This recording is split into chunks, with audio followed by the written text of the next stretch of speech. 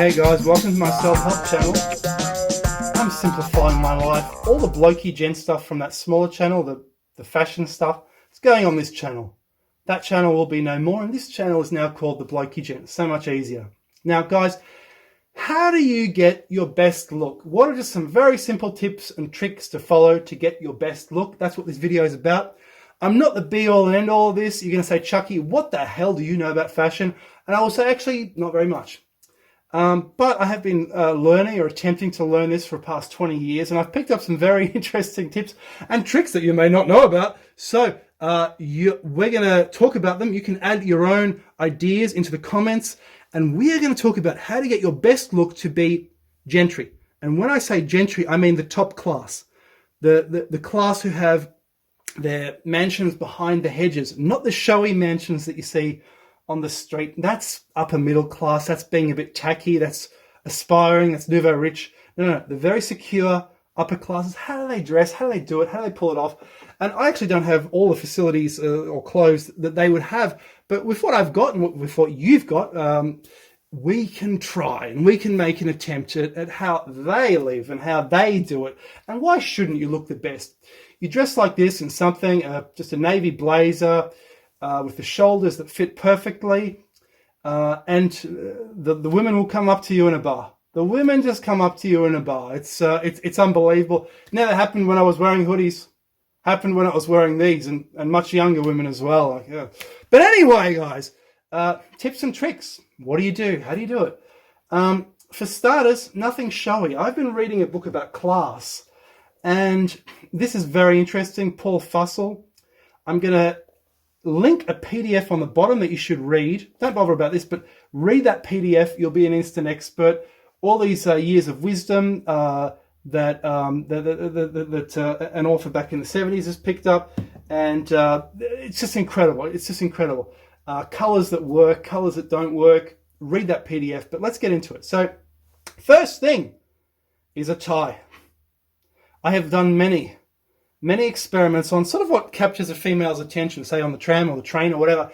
If you're not wearing the tie, you don't get as much attention. You're a slob. It is seen as a little bit slobby. Here in Melbourne, people don't wear ties anymore. It's gone out of fashion in the last decade. But so if you wear it, you'll be extra special. A tie shows that you're serious. You've got it happening. Please, guys, you must wear the tie, okay? Now, this is a casual look. This is casual. This is for, I don't know this is for, say, going horse racing or something like that. You don't want it too showy or ostentatious, or you're just middle class. Middle class are trying to get it correct, but they're getting it wrong. They're always getting it wrong because they're too gaudy. What I mean by gaudy is they're wearing, for example, the wrong tie, and I've realized all my ties are wrong. They're all a little bit too showy. Green, never wear green. Green is wrong. They're all a little bit, see, this one's a Van Heusen, but it's no good. It's no good for anything, really. What you want is something a bit more genteel like this. Something that matches what you're wearing. This is a Jeff Banks. Now, Jeff Banks, I don't know if this bloke has a shop. I believe it's on Carnaby Street, which is the famous fashion capital in London. But you don't have to go to London. You can just get one on the internet for $20. And it's a simple, aristocratic, refined, but serious. It shows you're serious. And after reading just a fraction of this book, I see that class is not money. Someone like Trump is actually, you could call him lower class or middle class based on how he behaves. And I'm not saying anything political at all. I'm just saying in relation to the bright colored ties, it's a little bit, you could call it, it's a little bit too much. It's a little bit on the pimp side. It's a little bit Cockney. This is how the Cockneys would dress. And the Cockneys, of course, are the lower class of South London. Or they're sort of moving out of London. I don't know why they could be moving out of London. But anyway, what do you want? You want a Windsor knot? Windsor knot looks great. Problem with a Windsor knot is this. If you want a good fat Windsor knot, you need to be working with a fat part of the tie. So it was better in the 80s when there were fat ties. Otherwise, your tie only goes down to here. It might be why ties are starting to go out of fashion. You can't really do a Windsor knot on skinnier ties, which are the prevailing fashion these days. bit of a problem. So you'll do a simple knot, it'll fall a bit out of place. Windsor knot won't fall out of place. Always do a Windsor knot.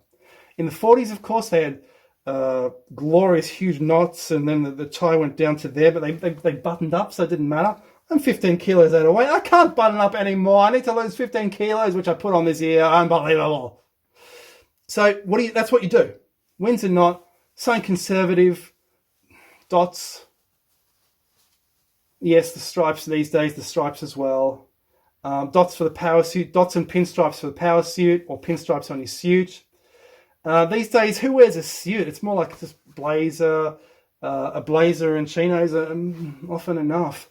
Now, what else do you need to pull off the great look, the gentleman look? Now, I advise you not to do a big, fat, gaudy watch like this. This is very low class. The Invicta is what the Brazilian gangsters wear. Now, I love it. It's a bit gangster sometimes. It's fun to be a bit gangster sometimes. But why would you do that to yourself if you want to be, more genteel? Would you have a big rally watch like this? If you were a businessman, lots of business people would mistakenly wear this, thinking that this shows the success, that the large watch shows it all. And no, the fashion hasn't changed. The fashion is still, the gentleman needs to have just a simple dress watch, or he's a little bit too showy. It's no good. It's just no good at all. I mean, what would you wear with something like this? Would you wear a rally watch like you're driving a car? Would you wear that? Would you say wear something green? No, the rule is don't wear green. It doesn't look good. Brown also, it doesn't convey a sense of power at all. Don't wear brown. It doesn't work. This is a watch which is not too bad. Your watch should be gold and simple and thin. That's something from the 70s. And I have to say, that is not too bad at all. But even better is Citizen.